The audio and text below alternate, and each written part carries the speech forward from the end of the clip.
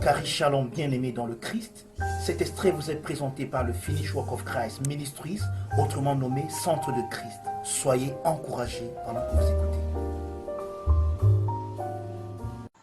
Est-ce que quand tu étais assis à l'église, tu étais assis à l'église par amour? Ou bien tu étais assis par conformisme? C'est ça le mois de résister en fait. Amen. Amen. Ça veut dire quoi, bien-aimé? Ça veut dire que le fondement a déjà été posé. Et le fondement c'est Jésus-Christ. Allons-y, prenons le texte. 1 Corinthiens chapitre 3.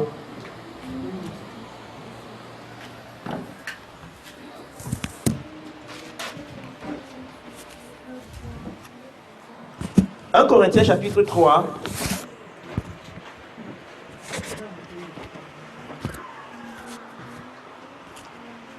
Nous allons lire à partir du verset 10. Tu es là. Je ne vais pas mettre long ce matin. Donc si tu n'es pas attentif, avant de dire Amen, j'aurais déjà fini. Amen. Je ne vais pas mettre long ce matin. C'est pas comme oui, souvent que je ne vais pas mettre long et puis je mets long là. Non, ce matin, je ne vais pas mettre long. Je suis sérieux.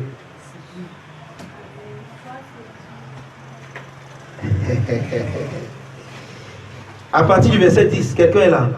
Amen. Selon la grâce de Dieu qui m'a été donnée, j'ai posé le fondement comme un sage architecte. Et un autre bâtit dessus. Mais que chacun prenne garde à la manière dont il bâtit dessus. Le fondement a été déjà posé. Tout ce qui reste à faire, c'est de bâtir sur le fondement. Et chacun de nous, d'une manière ou d'une autre, est un bâtisseur. Personne de nous n'est venu ici chauffer les bancs. Il n'y a pas les chauffeurs de bancs en Christ. Amen. Il n'y a pas ça ici. Et tu devrais être très content de savoir qu'il n'y a pas de chauffeur de banc en Christ. Amen. Il n'y a pas de chauffeur de banc en Christ. Nous sommes tous des bâtisseurs. Chacun de nous, chaque jour, bâtit quelque chose. Amen. Chacun de nous, chaque jour, construit quelque chose. Quelqu'un me comprend? Amen. Quand tu vis, dans ton rapport avec ton semblable, tu bâtis quelque chose. Tu construis quelque chose. Maintenant, voici le problème. Il y a une manière de construire. Vous voyez, quand tu veux construire une maison et que tu as déjà acheté ton terrain, tu n'appelles pas seulement le maçon, tu dis que voici le terrain va construire. C'est pas comme ça que ça se passe. Vous savez ça, non? Tu t'en vas voir un architecte. L'architecte, à partir de ton terrain, établit, fait un plan de la maison, de la concession. Combien de chambres, combien de douches, combien de ceci. Et il dessine tout ça avec les mesures. Quelqu'un me comprend? Amen. Ça veut dire que quand maintenant, c'est le plan là qu'on remet au maçon. Donc le maçon n'imagine pas là où il y aura le mur. Le maçon suit le plan qu'on lui a donné. Amen. Donc le maçon doit manifester. Je ne sais pas si quand vous passez souvent en ville, vous voyez ça. Souvent quand on est en train de construire une maison, on met une maquette déjà finie de ce que la maison va ressembler. Vous avez déjà vu ça en ville là, même un hôtel comme ça. On met une maquette finie de l'hôtel. Vous voyez un peu, donc quand on construit, on connaît déjà là où on part. Maintenant le bâtisseur doit construire selon le plan qui lui a été donné.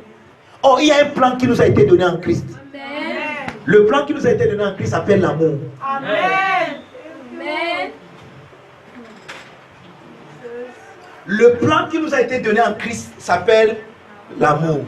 Et ça veut dire quoi? On saura si le maçon a fait exactement ce qu'il devrait faire si la maison respecte le plan que l'architecte lui a donné.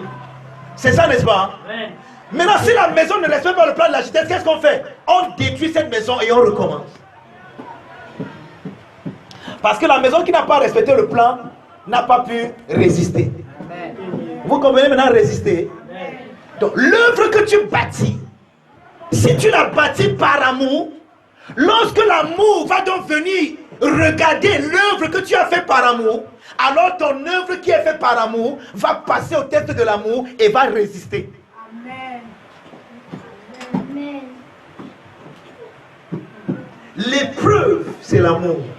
Vous voulez que je vous dise quelque chose? Nous avons parlé de l'enfer déjà ici, n'est-ce pas? Et je vous ai expliqué ce que c'est, n'est-ce pas? L'enfer, c'est quoi? C'est que quand l'amour va venir tester la vie de certaines personnes, il n'y aura pas, leurs œuvres ne seront pas faites par amour. Et ça va consumer tout. Parce que n'oubliez pas que l'apôtre Paul nous dit que parmi les matériaux de construction, il y a l'or. Allons-y, lisons le verset 11 d'abord. Car personne ne peut poser un autre fondement que celui qui a été posé, à savoir Jésus-Christ. Donc, regardez, Jésus-Christ est celui sur qui et en qui et de qui chacun de nous devrait manifester. C'est-à-dire que nous sommes sur la terre pour manifester une seule personne, Christ. Amen. Désiré ne vit pas pour manifester Désiré. Joseph ne vit pas pour manifester Joseph. Désiré vit pour que Christ soit manifesté en lui. Amen. C'est pour ça que la vie de chacun de nous n'est qu'une expression, n'est qu'un véhicule qui doit exprimer une seule personne. C'est pour ça qu'à la fin, Christ sera tout en tous. Amen. Parce que l'œuvre de chacun va passer par le feu. Et tout ce qui n'est pas fait par amour va brûler. Ne va pas résister. Va passer. Tout ce que tu as donné, tous tes sacrifices, toutes tes prières que tu faisais pour être vu des hommes, ça va passer. Et tu n'auras aucun mystopodos, il n'y a aucune récompense. Amen. Mais quand même tu seras sauvé. Amen. Mais comme à travers le feu. Tu vas passer par l'enfer.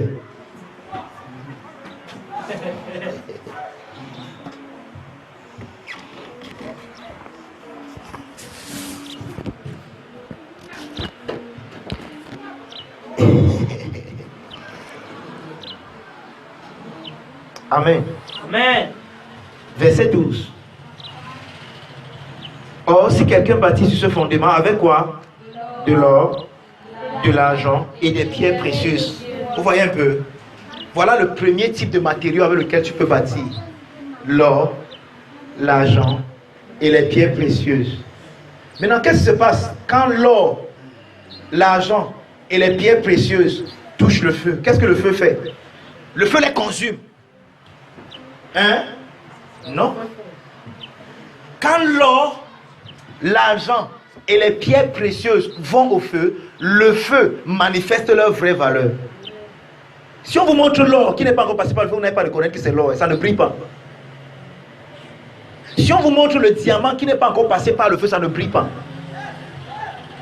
Donc toutes les pierres précieuses, quand elles passent par le feu enlève les trucs qui se sont attachés à eux, qui empêchent à leur véritable valeur de se manifester. Et le feu détruit toutes ces choses et manifeste maintenant leur valeur. C'est pour ça que l'or brille. L'or brille parce que le feu a enlevé tout ce qui empêchait alors de briller. Et le feu en ce moment devient comme dans la parabole de la femme qui avait perdu ses 2 drachmes. Vous vous souvenez? Qu'est-ce qu'elle a fait? Elle a allumé d'abord et elle a balayé. Balayé pour enlever la poussière afin que la pièce puisse paraître. Donc la poussière avait couvert la pièce, l'argent. Maintenant, quand l'argent passe par le feu ne détruit que la poussière, mais l'argent lui-même brille. Amen. Or, l'or, l'argent et les pierres précieuses, ça représente quoi? Ça représente Christ et l'œuvre qu'il a accomplie pour nous. Donc quand tu bâtis ta vie en te basant sur ce que Christ a fait pour toi, tu es en train de bâtir comme il faut bâtir. Et tu auras une rémunération. Quelqu'un me comprend? Dis à quelqu'un que tu auras une rémunération. Parce que tu t'appuies sur l'œuvre que Christ a accomplie. Maintenant, il y a des gens qui ne bâtissent pas avec l'or, l'argent et les pierres précieuses. Il y en a qui utilisent du bois, du foin et du chaux. Maintenant, le bois, le foin et le chaux sont des matériaux qui, en présence du feu, le feu n'enlève pas seulement les choses qui les empêchent de briller, mais le feu change complètement leur nature. Parce que le bois, le foin et le chaux, à travers le feu passe par ce qu'on appelle une combustion. Et la combustion change la nature du bois. Par exemple, quand tu as le bois, après que le bois soit passé par le feu, tu obtiens quoi? La cendre. Amen. Quelqu'un me comprend? Amen. Tu vois, tu n'as plus le bois. Mais tu obtiens quoi? La cendre. Donc, ceux qui bâtissent avec le bois, le foin et le chaume, ce sont ces personnes qui bâtissent en comptant sur leur propre force. En dépendant d'eux-mêmes. En se disant que je peux le faire. Je peux accomplir les choses par moi-même. Seigneur, ne t'en fais pas, hein. Tu m'as déjà montré ce que tu as dit que je suis là, je vais le faire moi-même. C'est pour ça que le thème de mon message ce matin, c'est tu es l'ouvrage de Dieu. Amen. Dis avec moi, je suis l'ouvrage de Dieu. Je suis l'ouvrage de Dieu. Non, je n'étais pas entendu. Je suis l'ouvrage de Dieu. Je suis l'ouvrage de Dieu. Éphésiens. Éphésiens 2, verset 10. Je suis l'ouvrage de Dieu. Je suis l'ouvrage de Dieu. Je ne me suis pas moi-même créé. J'ai un créateur. Je ne me suis pas moi-même formé. J'ai un formateur. Je suis l'œuvre artistique de l'artiste qui s'appelle Dieu Tout-Puissant. Éphésiens 2, verset 10, tu es là.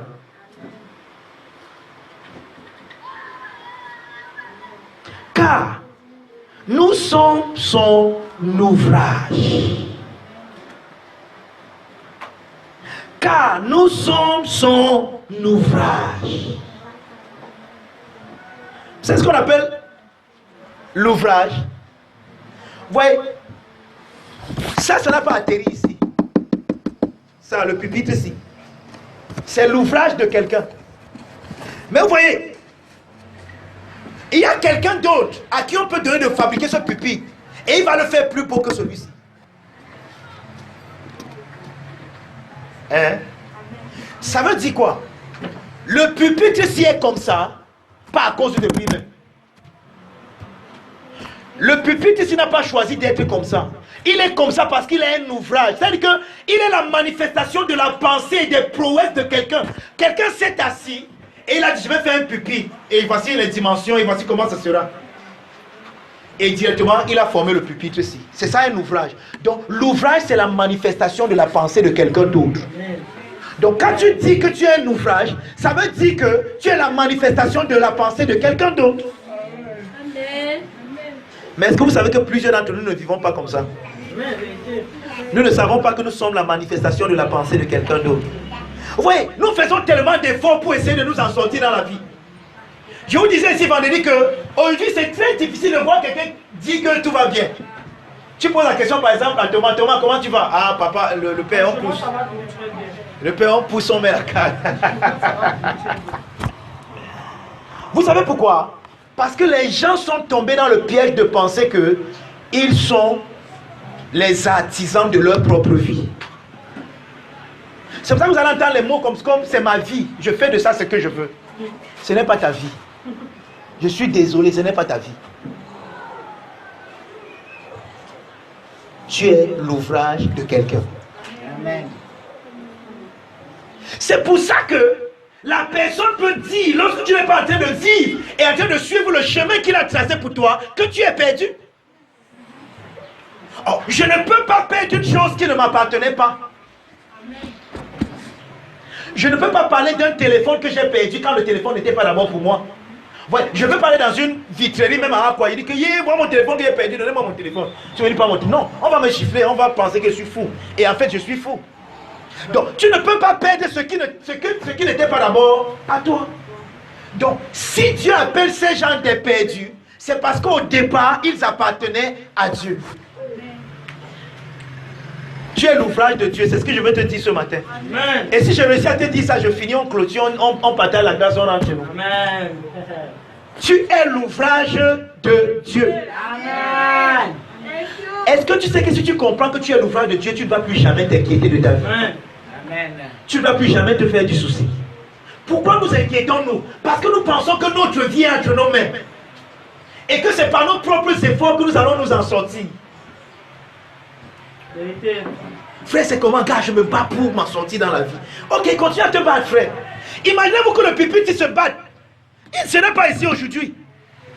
Si le pupitre essaie de se battre, on va le retrouver là-bas à Bonasama, au Carrefour. Mais comme il refuse de se battre, et quand le président dit que oui, je suis là, on m'a mis. Oui, notre vrai problème, et regardez, Esaïe nous montre le problème là dans Esaïe 53, allons un peu là-bas. On va revenir dans Éphésiens, on n'a pas fini.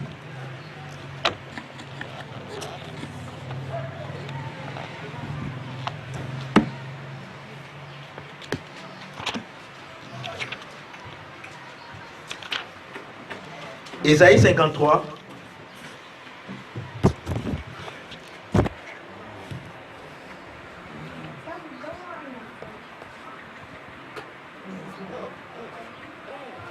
Le verset 6.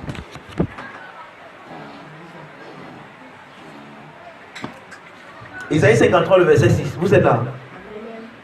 Qu'est-ce qu'il dit? Nous étions tous errants comme des brebis. Et n'oubliez pas, je vous avais déjà montré ici que la spécificité et la particularité de la brebis, c'est que la brebis, c'est un animal qui a besoin toujours d'un berger. La brebis ne peut pas se conduire elle-même. Elle ne connaît pas les verts pâturages. La brebis est un animal qui a besoin qu'on la conduise. Et Dieu, chaque fois que Dieu veut parler de nous dans le sens où nous sommes son ouvrage, la métaphore que Dieu utilise, c'est que nous sommes des brebis. Et il parle toujours de nous comme des brebis pour dire que, en tant que brebis, si tu veux aller vers les verts pâturages de toi-même, tu vas te perdre. Parce que tu ne connais pas le chemin. Si tu veux te battre de toi-même avec tes propres efforts pour t'en sortir, tu ne t'en sortiras jamais. Si tu veux dépendre de tes diplômes, si tu veux dépendre de ton intelligence, si tu veux dépendre de tes connexions, si tu veux dépendre des gens que tu connais, tu ne t'en sortiras jamais. Il dit, nous étions tous errants comme des brebis. Pourquoi? Parce que chacun suivait sa propre voie. Jésus n'a pas dit, je suis un chemin, je suis une vérité, je suis une vie. Il n'a pas utilisé un article indéfini. Parce que l'article indéfini sous-entendrait qu'il y a d'autres chemins. Il a dit, je suis le chemin. Ça veut dire quoi? Si les brebis suivent une autre voie que le chemin, alors la voie là va les perdre. Amen. Donc, dès l'instant où tu oublies que ta vie ne t'appartient pas, tu es déjà dans le ndem, comme on dit souvent. Dis avec moi, je suis son ouvrage. Je suis son ouvrage. Le mot ouvrage vient du mot grec poema. Dis avec moi, poema. Ça vous rappelle quoi en français? Voilà. C'est quoi un poème? Connaissez un poème? Qui peut me donner un poème ici? Qui peut me dire un poème? Et les élèves ici. Vous ne connaissez pas un poème? Donne. Vas-y alors, donne. Hein? Je vous ai dit qu'il faut être comme les petits enfants. Il dit, moi je connais, on dit donne, il dit, moi je ne peux pas. Donc les grandes personnes ne connaissent un poème. Mon papa est. C'est une récitation. C'est pas un poème. C'est quoi un poème alors? Dis-toi, même toi qui fais la nage, tu ne connais pas le poème. Un poème est une œuvre d'art. D'accord? C'est-à-dire que c'est une histoire parfois qui n'est même pas cohérente. Parce que parfois le poème, ce qu'on veut dans le poème, c'est la beauté parfois des vers. Vous savez ce qu'on appelle un vers dans les poèmes? Hein? Allégresse, tendresse. C'est-à-dire qu'on essaie d'aligner les mots qui se ressemblent. En fait, ce qu'on veut dans le poème, c'est la beauté en fait. Il y a une manière de chanter aujourd'hui qu'on appelle le slam. Qui connaît ça? Le slam. Vous n'avez jamais entendu un slam? Même toi, Thomas. Jesus. Vous faites quoi à Facebook? Vous connaissez une fille qu'on appelle l'idole, la slameuse. Vous connaissez ce qu'on appelle un slam? On met une petite mélodie derrière, quelqu'un vient, il commence à raconter, il parle, il donne des paroles. Mais c'est comme une chanson. En fait, c'est comme un poème. Ok, je vous donne un devoir. Allez à Facebook ou bien à YouTube, vous mettez slam. Vous voulez écouter un slam. C'est ça un poème. En fait, c'est quelque chose de très beau. Un poème. Maintenant, le poème est autant beau dépendant de l'auteur du poème. C'est-à-dire que c'est toi qui mets la beauté dans ton poème. Et le poème, la beauté du poème manifeste la beauté de celui, de l'artiste qui a établi ou bien qui a composé le poème. En fait, c'est un peu comme une chanson. Je peux écrire une chanson, elle n'est pas belle, non. Mais quelqu'un d'autre écrit une chanson, elle est belle. Pourtant, nous tous, on est en train de chanter. On a joué des instruments de musique. Mais quelle est la différence des chansons? C'est la beauté. Et ça dépend de la créativité de celui qui a créé la chanson. Comment il peut être créatif? Comment il sait que je peux mettre le la mineur ici, le fa majeur ici, et mélanger ça, ça donne quelque chose de beau. D'accord? Donc quand il dit que nous sommes le poème de Dieu, ça veut dire que nous sommes le poème de Dieu.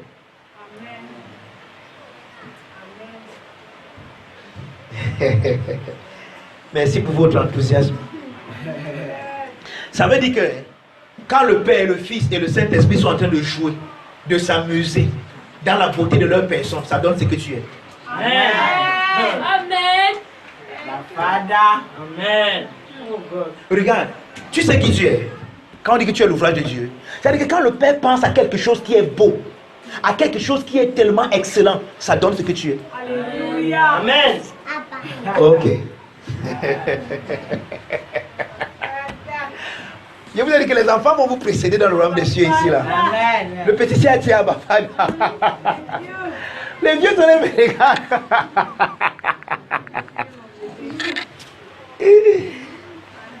Amen. Amen. Est-ce que tu comprends ce que je viens de dire ce matin? Amen. Quand Dieu pense à la beauté, à quelque chose qui est beau, ça donne ce que tu es. Alléluia. Je suis la manifestation de la beauté de Dieu.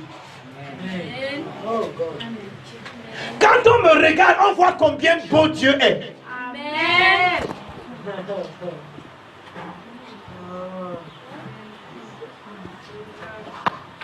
Vous savez pourquoi on a été créé?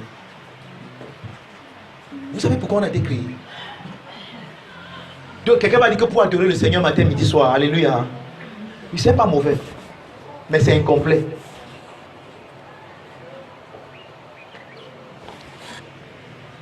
Nous sommes dans Ephésiens 2, n'est-ce pas?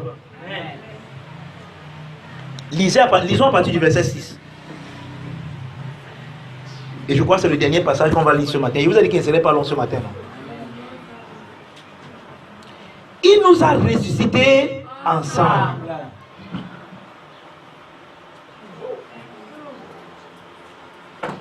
Et nous a fait asseoir ensemble dans les lieux célestes en Jésus-Christ. Pourquoi? Le verset 7 commence à dire que afin de sa part de quoi?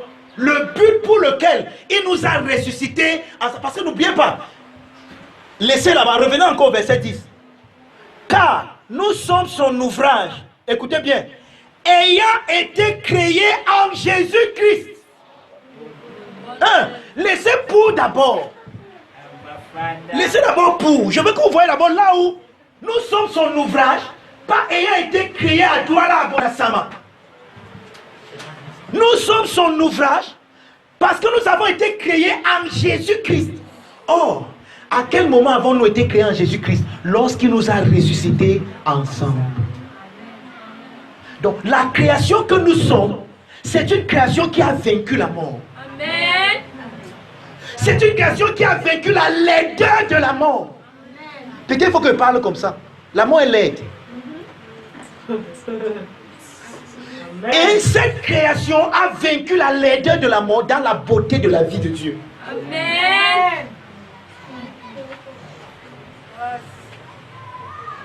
Nous sommes son ouvrage, ayant été créés en Jésus-Christ. Donc c'est en Jésus-Christ que nous avons été créés. C'est que je n'ai pas le temps. En fait, je ne vais pas prendre votre temps ce matin. J'ai dit que je ne vais pas mettre long. Sinon, je devais vous amener dans l'Apocalypse et vous montrer un peu le genre d'ouvrage que vous êtes. Attends. Allons un peu là-bas. Amen. Amen. Apocalypse chapitre 1.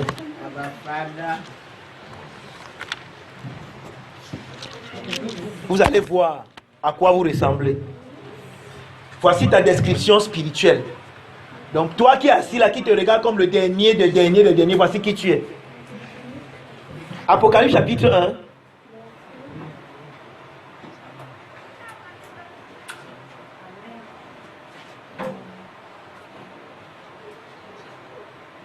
Donc Jean est enlevé dans une vision. Et dans cette vision, il entend une voix qui lui dit: Jean, écris ce que je vais te montrer, écris ça à l'église, aux églises de Pergame, de Thyatire, de ceci. D'accord? Ça, c'est à partir du verset 9. Maintenant, écoutez, regardez, il dit au verset 12 ceci: je me retournais pour connaître quelle était la voix qui me parlait. Donc, il a entendu la voix.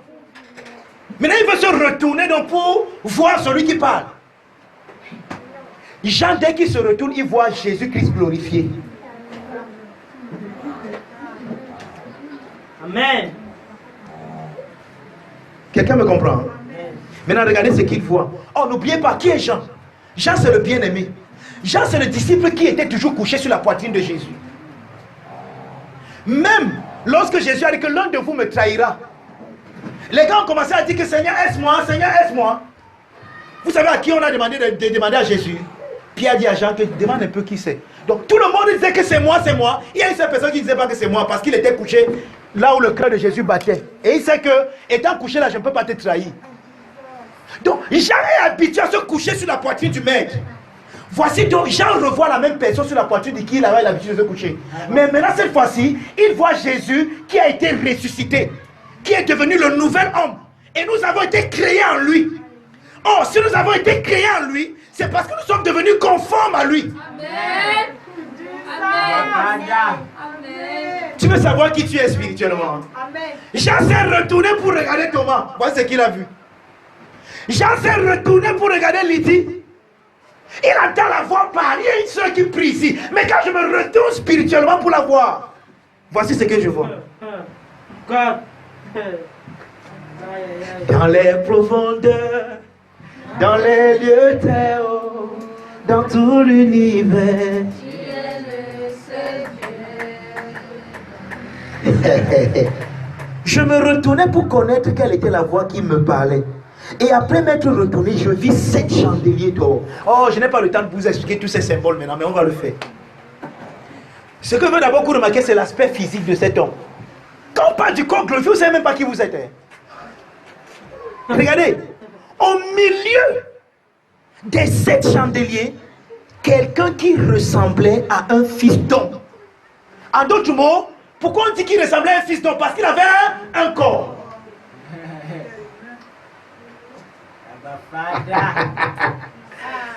Frère, c'est quoi? Parce que j'ai mal ici. C'est que tu ne comprends pas encore. Tu n'as pas encore vu le corps aussi que tu as. C'est pour ça que ton corps dans lequel tu vis maintenant peut encore avoir les petites faiblesses. Amen. Quelqu'un qui ressemblait à un fiston, vêtu d'une longue robe. La longue robe parle de quoi? J'ai dit que je ne veux même pas vous expliquer ce symbole aujourd'hui. Ça parle de sa justice. Parce que n'oubliez pas, Adam, lorsqu'il a péché, s'est vu nu. Dieu n'était plus habillé. Maintenant, Jésus est l'homme habillé d'une longue robe. Amen. La justice de Dieu. Amen. Tu es en Christ. Voici comment tu es formé en Christ. En Christ, tu as une longue robe qui parle de quoi? La justice.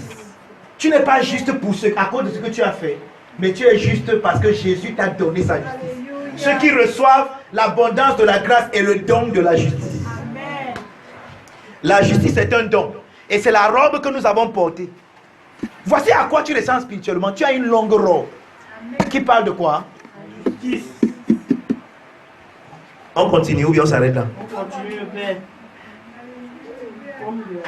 Et il y a une ceinture d'or sur la poitrine. Quand Paul nous dit dans Ephésiens 6, les armes du chrétien, il nous dit que la ceinture, ça représente quoi? Et il y a volé la ceinture pour vérité. La ceinture, c'est la vérité de l'évangile l'évangile auquel tu as cru. Donc la conscience de ton identité en Christ, c'est ça la ceinture. Donc ce qui attache ta justice, c'est parce que tu comprends la vérité de l'évangile. Ta justice ne dépend plus de tes œuvres mortes. Elle est attachée avec la ceinture de la vérité. Je n'ai même pas le temps pour vous écrire tous les symboles là ce matin, dis donc. Je vais seulement vous montrer à quoi vous ressemblez spirituellement. Allons maintenant sur sa tête. Verset 14. Amen. Sa tête et ses cheveux étaient blancs comme la laine blanche, comme la neige.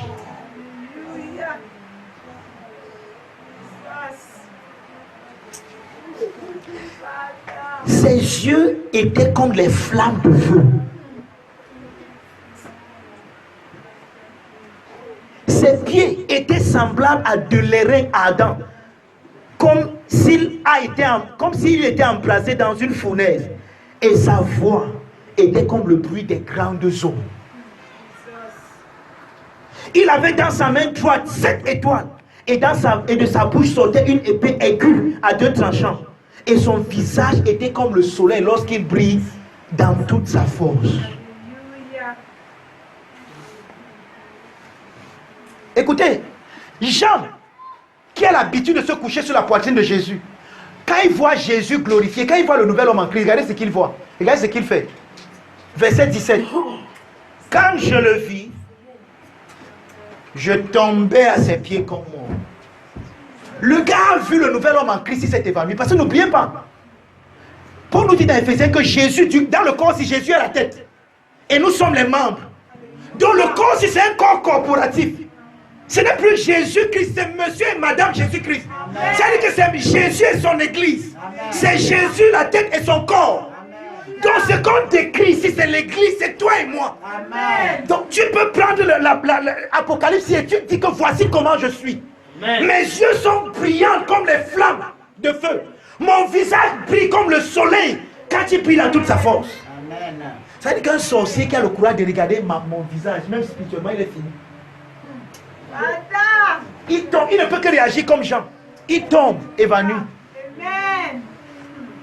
Mais vous voyez, parce que nous ne connaissons pas que voici qui nous sommes, nous vivons une autre vie que nous ne sommes pas, comme si c'était nous. Amen. Maintenant, je voulais seulement te montrer ceci, c'était une parenthèse. Retournons dans Éphésiens 2.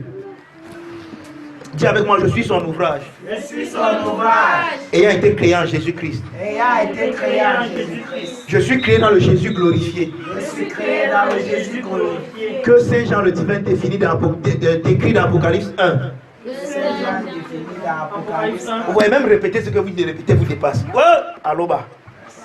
Massa. Vous êtes très encourageant, alléluia. Amen. Un merveilleux peuple, gloire à Dieu. Amen. Je parle par la foi. Amen. Vous êtes un peuple béni. Amen. Un peuple qui comprend ces choses Amen. et qui a une bonne attitude. Amen. Éphésiens 2. On a eu le verset 6 tout à l'heure, non?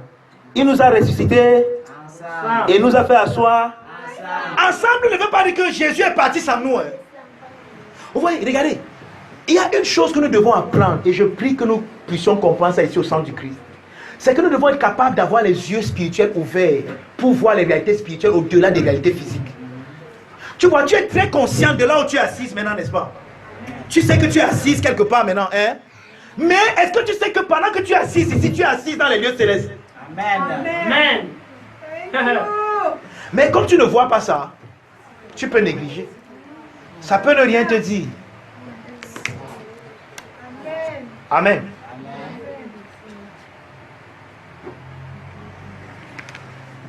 Merci pour cette eau vraiment. Amen. Amen. Maintenant, voici là où je voulais en venir. Je crois que j'ai dit ça et on a fini. Verset 7. Pourquoi Dieu a fait toutes ces choses? Pourquoi sommes-nous l'ouvrage de Dieu? Qu'est-ce que Dieu veut faire avec son œuvre d'art? Voici ce qu'il veut faire. On va lire le verset 7 ensemble. 1, 2, 3, go. Afin de montrer dans les siècles à venir l'infinie richesse de sa grâce en sa bonté envers nous en Jésus-Christ. Vous voyez comment vous avez lu ça, ça ne vous a rien dit, non? Vous voyez comment ça ne vous a rien dit, non? Parce que vous lisez, vous courez quoi? Afin de montrer, en anglais on dit que to show forth. C'est ce qu'on appelle un show forth. En anglais, un show forth, c'est une exposition, afin d'exposer. Donc Dieu veut te prendre, toi son ouvrage. Et à travers toi, Dieu veut exposer l'infinie richesse de sa grâce et de sa bonté envers toi. Donc Dieu veut te prendre et montrer au monde combien bon il est envers toi. Ah, dis donc. Amen. Ouais, Aloma. Amen. Amen. Dieu veut te prendre, il veut prendre ta vie et l'arranger, la façonner, faire d'elle un ouvrage qu'il va exposer pendant des siècles pour montrer à travers toi combien il est bon et il est gracieux. Amen. Thank you.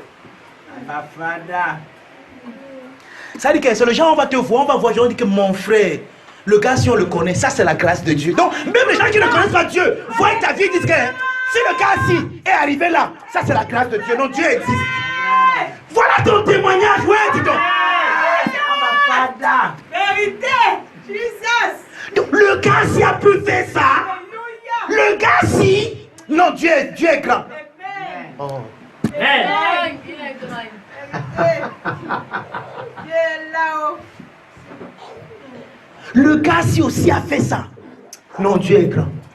Le gars-ci est arrivé là, à ce niveau-ci. Non, Dieu est grand. Regardez, on dit qu'on reconnaît que les gens ont été époustouflés, éberlués par les disciples, parce qu'on savait que c'était les gens du peuple sans intelligence. Mais on était étonnés des paroles de grâce qui sortaient de leur bouche. Parce que dans les noms, les hommes comme ça ne peuvent pas parler comme ça. Mais ils ont été avec Jésus. Jésus les a façonnés. Regarde, je suis venu te dire ce matin que ce que tu appelles tes faiblesses là, ce que tu appelles ton incapacité là, Dieu va prendre ce que tu appelles faiblesse. Quand il va façonner ça et faire de ça son ouvrage, il va amener ça parmi les forts vont fuir. Thank you. Amen. Dieu va façonner ta faiblesse. Regardez, Alléluia. je vais finir en vous racontant cette histoire. Peut-être vous ne le savez pas. Selon le texte de la Genèse que Moïse nous a donné, vous savez ce qui s'est passé?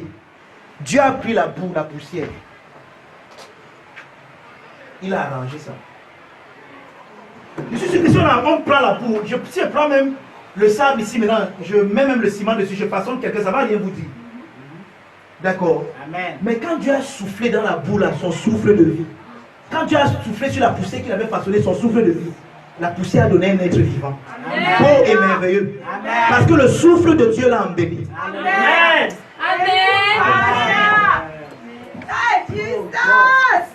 Vous comprenez donc maintenant pourquoi il dit, je vous dis de dire chaque jour que tu es plus beau et plus belle que la dernière fois qu'on s'est vu.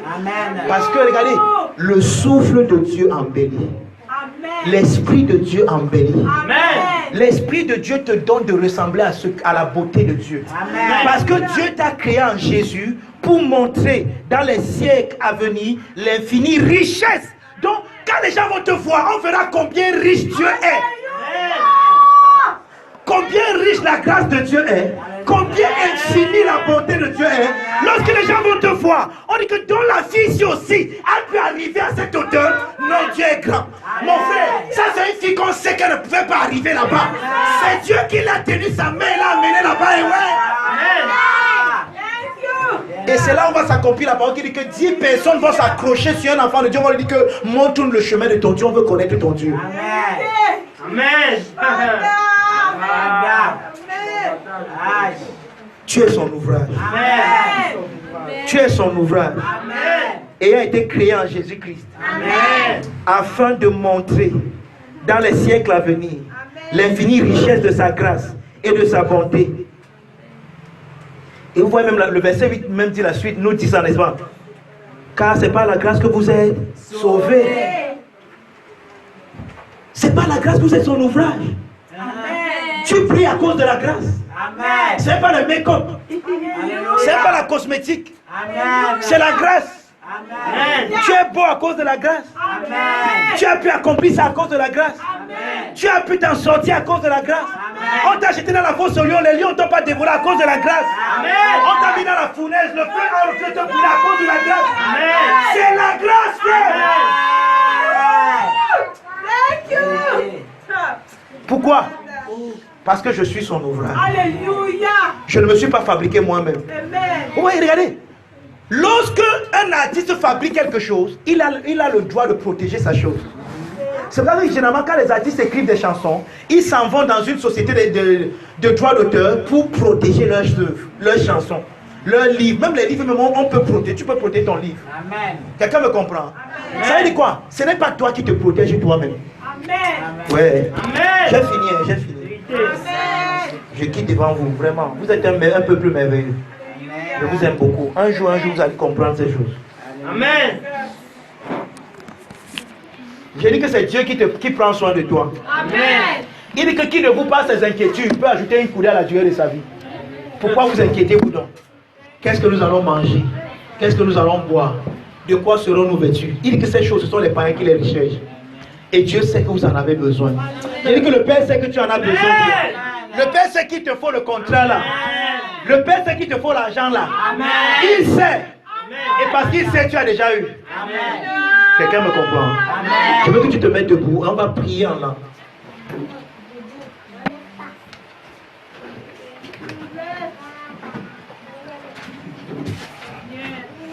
Dans les profondeurs, dans les lieux très hauts, dans tout l'univers, tu es le seul Dieu.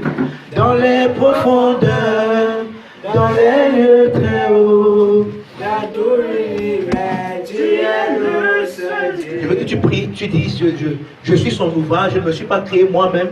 C'est le Seigneur qui m'a créé et il m'a créé pour montrer à travers ma vie la richesse de sa grâce, la richesse de sa bonté. Le Seigneur expose à travers moi la richesse de sa bonté. Le Seigneur expose à travers ma vie combien riche il est bon, combien bon il est et combien riche il est dans cette bonté, combien miséricordieux il est. Et lève ta voix et déclare ces choses avec mon nom de Jésus.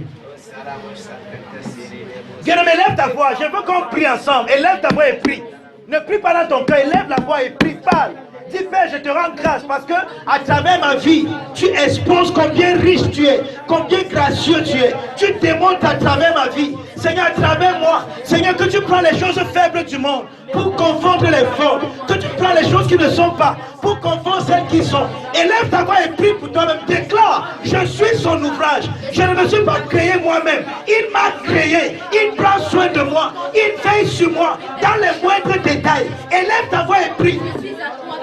Shandarabara broso sokorobo sekaraba mazete braïdarabra sanderebre rabro sandaraba le korobro rabra kasenderebra rabro soto proko sondorobro makaya barabra senderebre libra kazoto proidarabra rabra sanderebre daba zoto pro rabro sakabarabra sande le karabra zondorobro makete le karabra sandarabra libro zoproko zotorobro lebra rabra Sanderebre, Makazoto Proko Sundorobro, Rabra Sandaraba, Makete Kerebre. Père, nous voulons te bénir parce que nous sommes ton ouvrage, nous sommes ton poète. Nous sommes, Seigneur, ton œuvre d'art. Nous sommes l'ouvrage que tu as créé en Jésus. Un ouvrage, Seigneur, qui a vaincu la mort. Seigneur, un ouvrage qui a ressuscité et qui ne meurt plus. Seigneur, dont la laideur de la mort ne peut entacher. Nous voulons te rendre grâce ce matin parce que tu nous as créés. Et toi qui nous as créés, tu prends soin de nous. Tu veilles sur chaque détail de nos vies. Tu ne nous as jamais abandonnés. Et tu n'es même pas sur le point de le faire. Père, tu prends soin de nous, Père. Tu exposes à travers nous ta bonté. Tu exposes à travers nous ta grâce. Tu exposes à travers nous ton amour. Tu exposes à travers nous, Seigneur, les richesses de ta bonté. Et tu démontres dans les ciels combien riche tu es à partir de nos vies. Quand les hommes nous voient, ils savent que ce que nous faisons, nous ne pouvions pas le faire de nous-mêmes. Mais c'est ta grâce qui le fait à travers nous. C'est pourquoi les hommes te glorifieront. C'est pourquoi les hommes verront ta grâce. C'est pourquoi à travers nous, les hommes verront ta gloire. C'est pourquoi à travers nous, ton nom sera élevé. Les hommes vont comprendre que tu es bon. Quand ils regarderont en nos vies, Père.